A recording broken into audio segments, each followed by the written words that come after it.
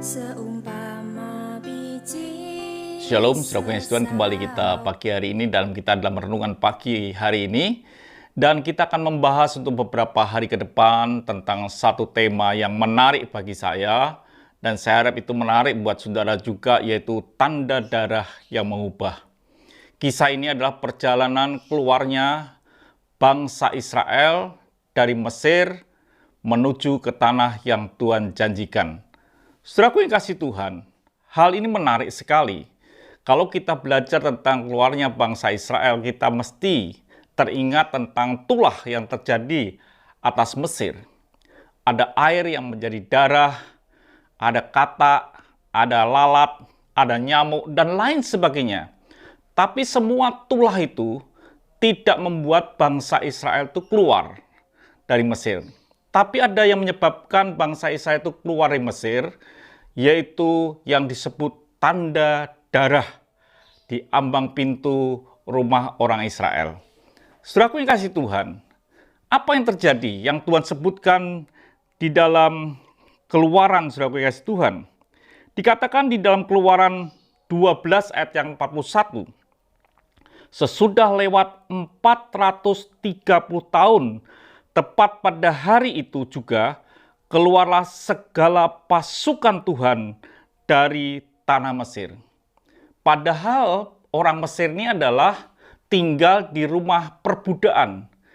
Tapi karena tanda darah itulah yang menyebut dia bukan budak, tapi disebut dengan jelas pasukan Tuhan dari tanah Mesir. Dikatakan, keluarlah segala pasukan Tuhan dari tanah Mesir.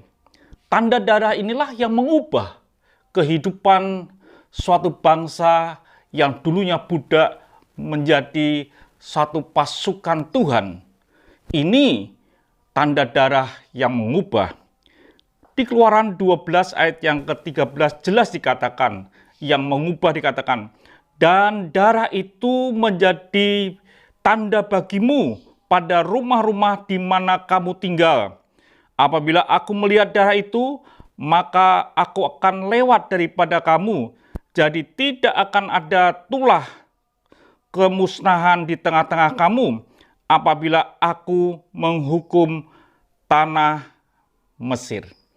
Jadi saudaraku yang kasih Tuhan, jelas bahwa tanda darah itulah yang mengubah kehidupan sebuah perjalanan yang dulunya budak itu menjadi pasukan Tuhan.